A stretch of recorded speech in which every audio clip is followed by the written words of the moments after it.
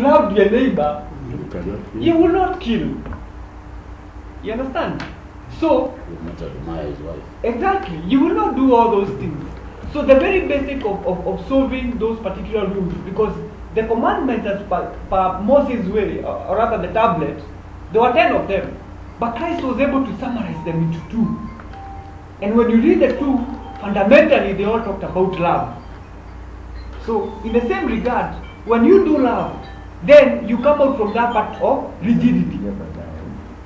Rigidity. And I want to bring it home because I want you to digest it in terms of how you relate with other people. So the next time before you condemn your brethren, ask yourself, am I coming from the point of love? Yeah? If, for example, you're a pastor and it is one of the congregants, yeah? Ask yourself, before probably you get an attitude because probably he didn't live to your expectation, I don't know, maybe in giving, maybe whatever aspect, yeah? Ask yourself, are you coming from the point of love? Are you coming from the point of love? If, for example, you didn't give me the money, will I first of all, for example, it's maybe like say the tithe. If you did not fulfill the tithe, and probably I'm in contact with you, am I going to get you out of the fellowship of my brethren simply because you never played by that rule and not approach you from the point of getting to know? Is it probably that even your house is already locked? From the point of love, because when you approach to the point of love, you will get no more than the act of not fulfilling that particular giving. True? I hope that is driven home. Number 2, review your position and motive. Make sure that your heart is right and that the principles you're standing on will biblically hold the weight of your conviction and effort. I think the example we gave of the very church that was in Kavindu, was it Kavindu? It's a good example. I mean, It's called Kavonokia. Kavonokia.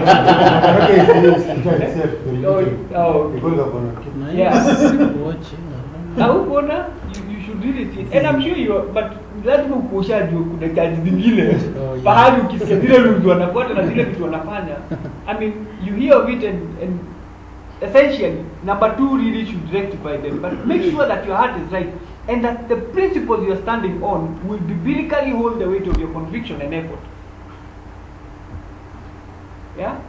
Before you even start condemning that brother or that person because you're gauging him with your own understanding, ask yourself, am I standing on sound biblical principles?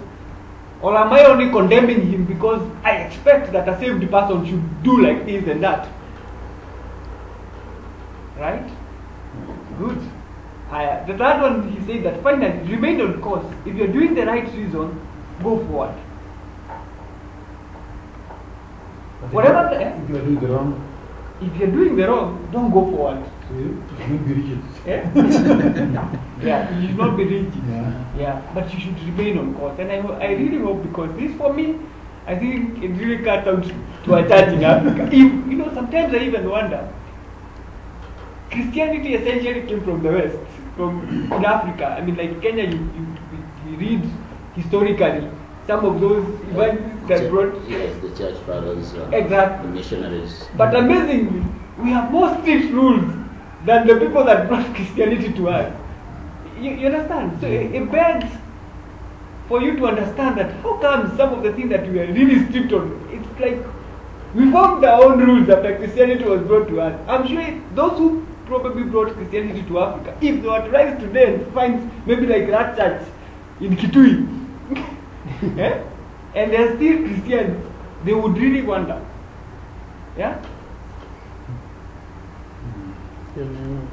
Ukoloni mamboleo. Ukoloni mamboleo. That has no connection with the person who brought Christianity. Exactly. It's just a dream that comes to a person who wakes up one morning and says, this is what the Lord has told me.